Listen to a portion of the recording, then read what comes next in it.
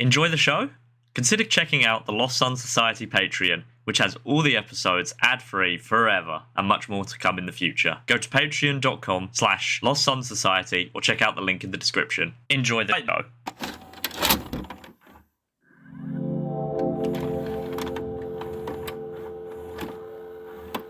Welcome back to the Lost Sun Society. Episode 4, Ilsa and the Infranet. Message starts. If you have received this message, the Infranet is functional. More to come. My name is Ilsa Ludecke. I am an architect, an engineer, but above all, I am a citizen of this nation. You may not have heard of me, but you should know that these bunkers are my own. We have waited a year now for word from Prime Minister Newfield. We have waited for his cabinet or his advisors. We have waited for the national government. When do we all face reality? There is no one left but ourselves. We are all that remains. And we have to ask what this means. How did we get here? How did we do this to ourselves? What world do we want to live in now? I know that I hope to live in a world different to this one. A world that is better. And I think all of you would agree. Message ends. The Isles of 2044 had slipped into something of a status quo by the time the false summer had trudged into view. In part, this was due to the fact that life was so difficult. When the systems collapse, the ripples of the pre-war world collapsing, had taken place, the survivors had scrambled to create the meagre systems which they now operated.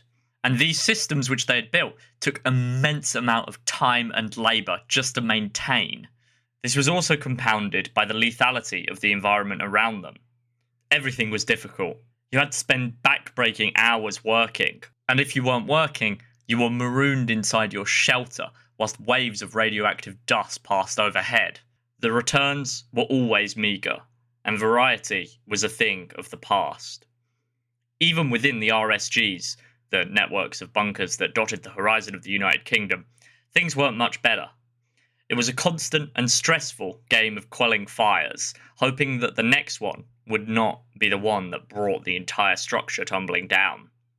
So, as I described at the end of last episode, when Ilsa Ludecke sent out her message at the tail end of 2043, no one quite imagined that it would be the spark leading to a spectacular detonation.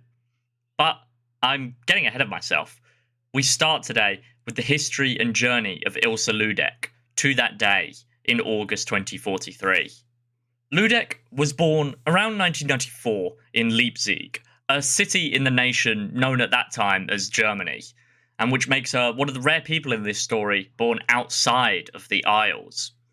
Nevertheless, she was still a citizen of the United Kingdom, having moved to Edinburgh to study and then probably falling into what she described as a lifelong love affair with the country. We know that Ilsa initially studied something other than architecture, although what exactly was depends on your source. I've seen some say she studied business, whilst others suggested psychology or sociology. I have even seen one claim that Ludecke studied the art of writing, although I've never really seen any evidence to back this claim up.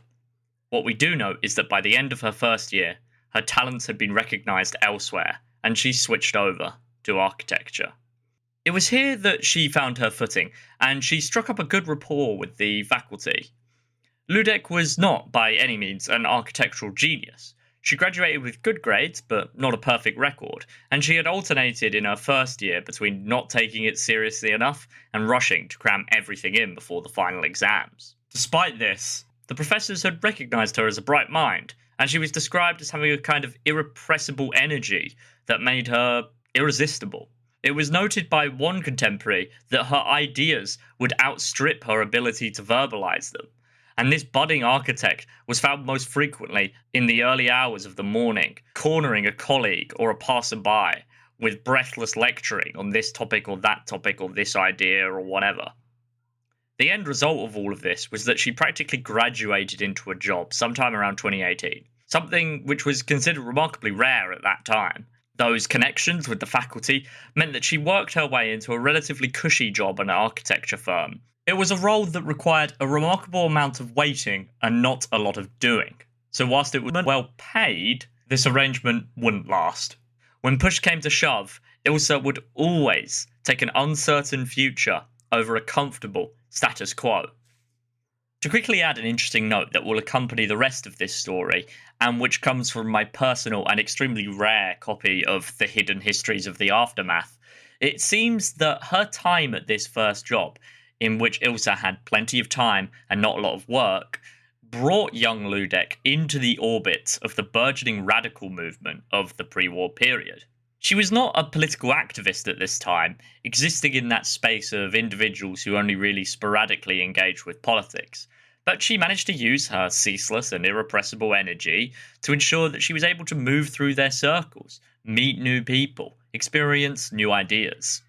It's possible, or even probable, that Ludecke maintained these connections even as she moved upwards and outwards. By the time of the late 2020s, and even by the 2030s, when it was far more dangerous to associate with the radicals, she was still consuming the literature that they circulated.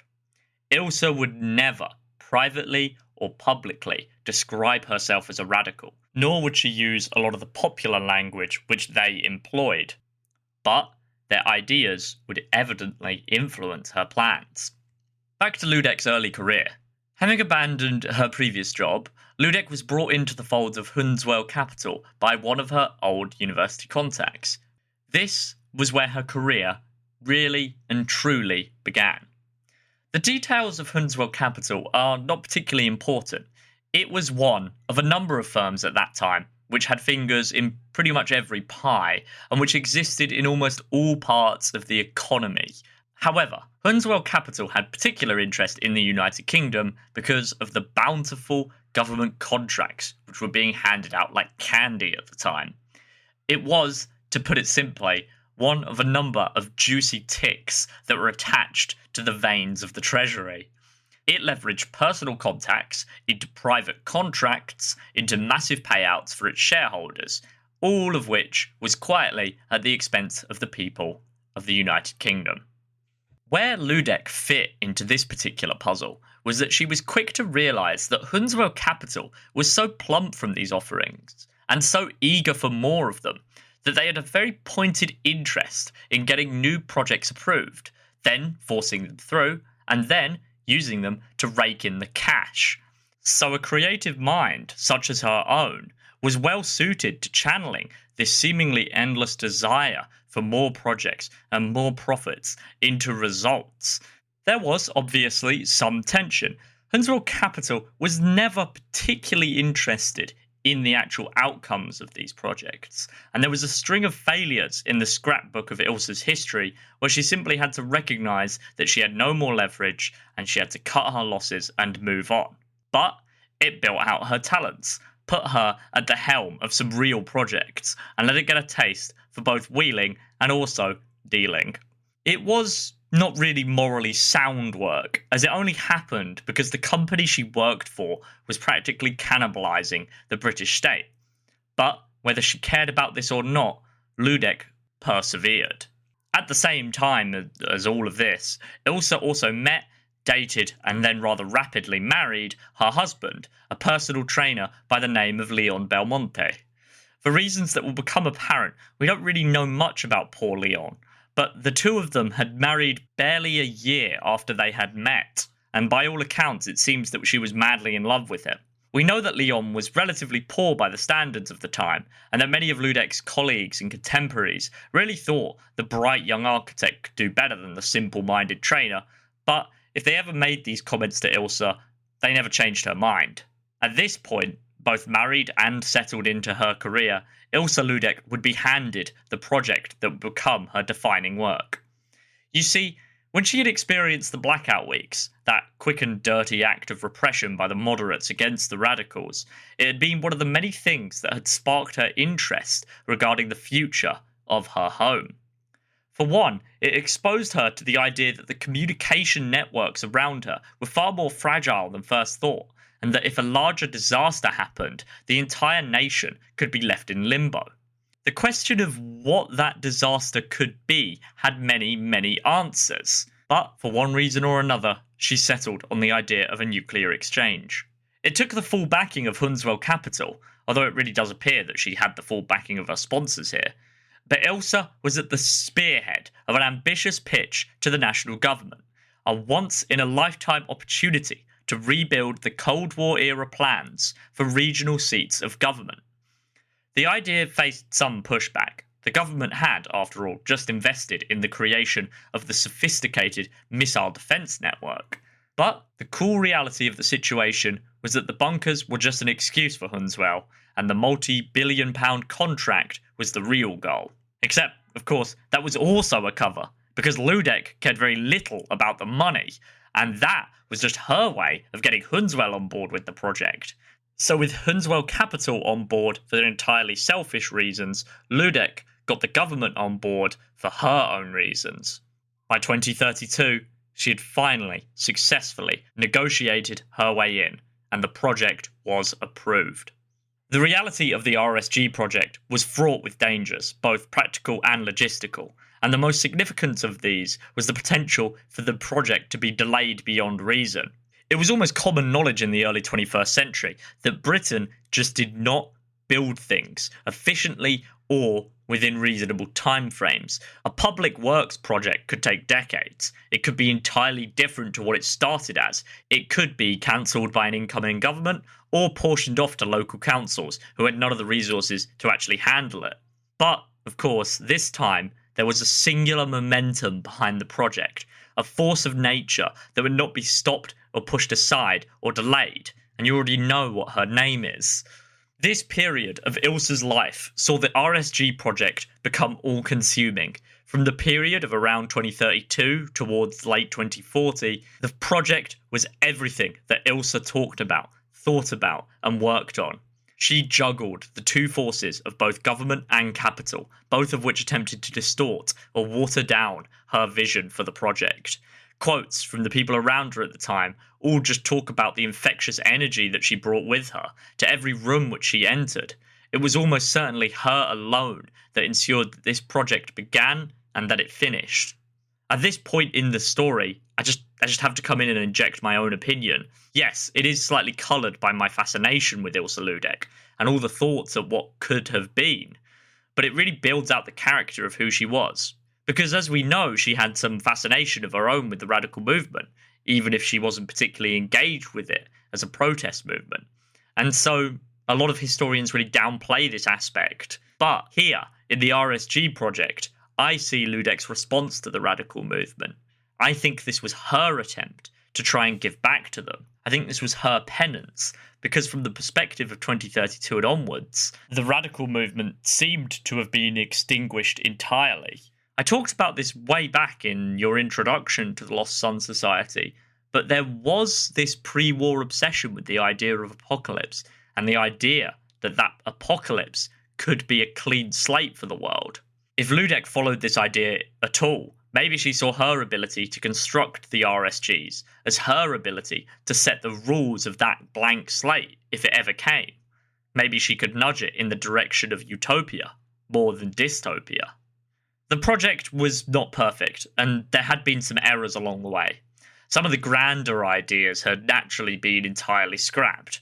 There never was an interregional transport system devised, although I personally certainly would have loved to see how that ludicrously ambitious idea would have come about. Some of the bunkers did not have complete functionality, which must have been a practical oversight or a result of Hunswell Capital's own meddling, and these errors would ripple into the aftermath period. It had also had a profound impact on her personal life. The relationship between herself and her husband suffered. She was not present, and even when she was physically present, her mind was occupied. There was something of a drift between the two of them. She never had time. He could only hear so much about this mystical project without being driven mad. Maybe this project was an obsession. Maybe her drive came from her guilt. Maybe all of this was to push away the thoughts that she had not done enough when the radical movement had been at its height, and that she had been powerless during the blackout weeks. By late 2039, the project was functionally complete. As we know from episode 2, the project then entered somewhat of a limbo. It was finished. It was just that Hunswell Capital had found a convenient method through which the project never had to be finished, and they could continue to collect a sizable paycheck from the government. The next 3 years are a blank spot for us. 200 years later, and we don't really know what Ilsa was doing during this time. All of the records point to her still being part of the project, but these records were almost certainly a result of Hunswell Capital just trying to avoid anyone staring too closely at the supposed construction project, which was not constructing anything anymore anyway. Maybe Ilsa took a much-deserved break, or maybe she was trying to further the project somehow, find new angles through which she could perfect the post-war system that was brewing in her mind. Either way, it wasn't important. So, the story picks back up in July 2043 with the 12 minutes. Ilsa had never lived particularly close to one of the great cities, nor one of the other military targets, instead preferring to live somewhere on the periphery of both. In fact, the property that she had chosen had most likely picked due to how close it was to, you guessed it, the RSG project. But while she was luckily outside of the range of any of the attacks themselves, her husband was not so lucky. Poor Leon would be, presumably, one of the first casualties of the bombings. He was gone, just like that, and they never got to heal whatever wound had grown between them. As we will come to discuss in future episodes, the period between July of 2043 and August of 2044 was absolutely vital for the brewing storm of post-war politics, and Ludecke was not able to seize on this immediately. There are naturally many explanations for why Ludecke didn't, or wasn't able to, but the most common, and I would argue, most plausible for these, is found in that moment. Whether Ilsa and Leon had still been drifting at this point, the loss of the man that she had clearly still loved deeply was a profound one, and all that energy that she had carried for her entire life, and that she had put into the RSG project for the last 10 years, all of it simply fell away. She was just exhausted. The fact that Ilsa even survived the following systems collapse, and all of the changes around her, that was a miracle. But it couldn't last forever, not as the winter turned into the false spring and the false summer. We begin to tread into familiar history that you might have even learned at this point. The story goes that Ilsa became roused out of her despondency when she began to notice irregularities in the coordination of the response to the 12 minutes. There had been a response, but there had been a lot of blank space where she knew that there should have been more.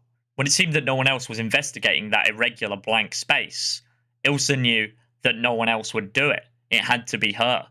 So, Ilsa Ludecke packed up her belongings and simply walked herself to the central bunker, what was known to her as National Command Center, or NCC.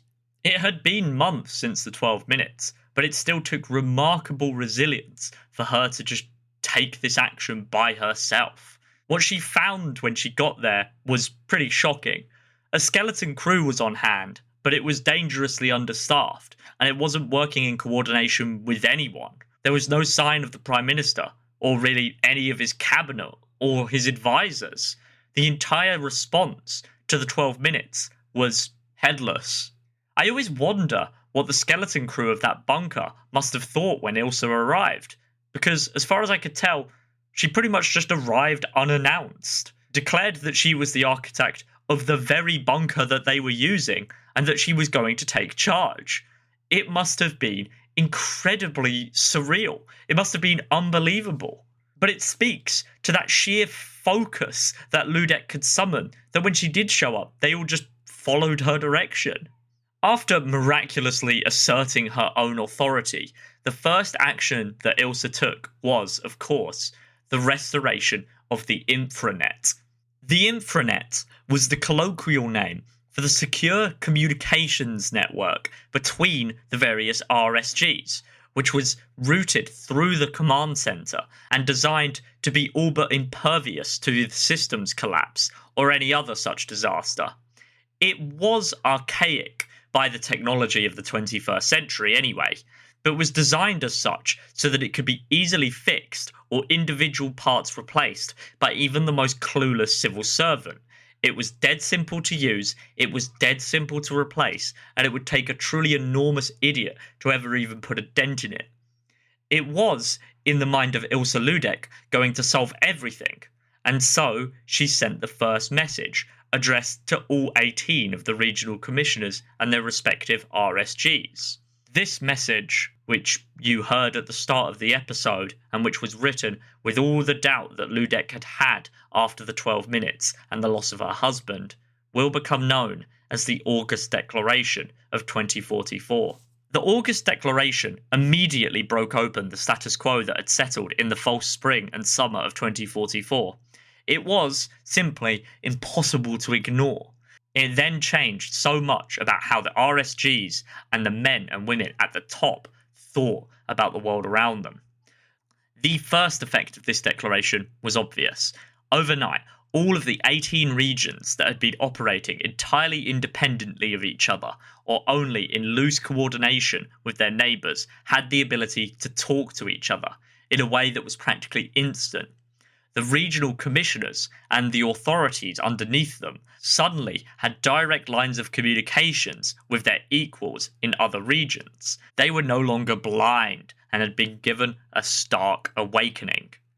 The second effect, and arguably the more profound one, was that it would begin to awaken something of a political consciousness within the commissioners and the authorities around them, a consciousness that had essentially been made dormant by the sheer trauma of the 12 minutes and their aftershocks. There had been long-held questions about what the RSGs were doing and what their goals were, but these had been shunted aside by the basic realities of survival. The August Declaration reminded them that they had done it. So far, they had survived, and now they needed to start thinking about what they were going to do next. For the moment, Ludecke had a head start on everyone around her, because she had spent the last 10 to 13 years of her life thinking about what would come after a nuclear apocalypse had begun. But very quickly, her vision was going to come into conflict with the visions of those around her. The commissioners and their families and the authorities around them, whether they were military or civilian, would start great debates. They would sit in their cafeterias and situation rooms and all discuss the same thing. We are the people who lived, and what are we going to do? One of those people who underwent this political reactivation of sorts was our old friend Caspar Lockridge, who would write the first official response to the August Declaration. If you remember from episode 1, Caspar Lockridge had been the leader of the Wednesday group and had almost sworn off politics entirely. However, all of this had happened prior to the 12 minutes, and his resignation had thus never materialised.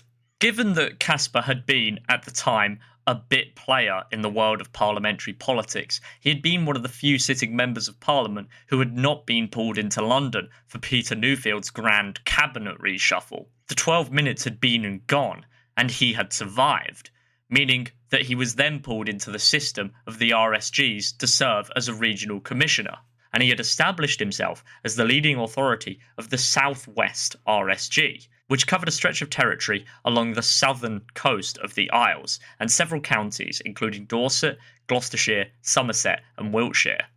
He had done an adequate, perhaps even successful, job in keeping the RSG held together, and during this period he had also prioritised the creation of a close-knit group of authorities around him, all of whom shared many of the same ideas as the pre-war Wednesday group. All of this had been done months ago, and now, with the August Declaration on his screen, he began to think towards the future. Lockridge sent his response only a few short hours after the first message arrived via Infranet, and whilst the message itself is not the most important in the history of the Isles, it was basically just a confirmation that he had received the message. The fact that he had been the first person to assert himself was vitally important. Lockridge had sensed opportunity, a chance to come into the limelight, and he had grown to resent the man he had been prior to the 12 minutes. He was no longer going to allow himself to be that bit player. He was going to be one of the men at the front of it all. But for the meantime, the other responses were fairly muted, or in some cases confused. Who was this Ludecke? What was she doing? Where was the Prime Minister?